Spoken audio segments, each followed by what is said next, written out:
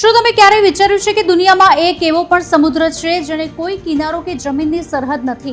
એટલાન્ટિકના હૃદયમાં છુપાયેલો આ રહસ્યમય સમુદ્ર સદીઓથી ખોવાયેલા જહાજો અને અગણિત રહસ્યોનો સાક્ષી રહ્યો છે.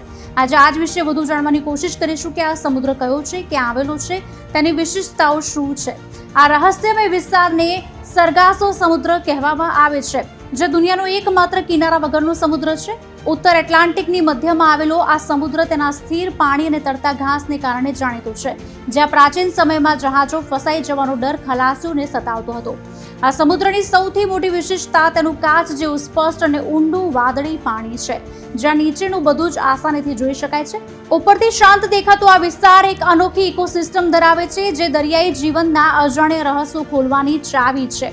આ મહાસાગરની કોઈ જમીનની સીમા નથી, પણ તેની ચારેય બાજુથી શક્તિશાળી સમુદ્રી પ્રવાહ એટલે કે ગલ્ફ સ્ટ્રીમ, કેનેરી વગેરેની બનેલી એક વિશાળ રિંગથી ઘેરાયેલો છે.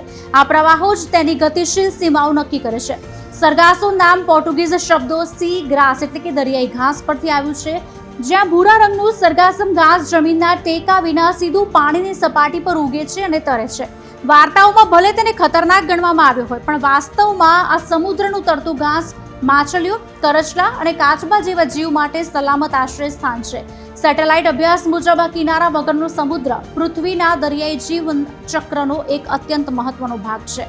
આવા જ નવા વિડીયો જોવા માટે અમારી ચેનલને સબસ્ક્રાઇબ કરો અને હા, બેલ આઇકન જરૂરથી પ્રેસ કરજો, જેથી વિડીયો તમારા સુધી તરત પહોંચે.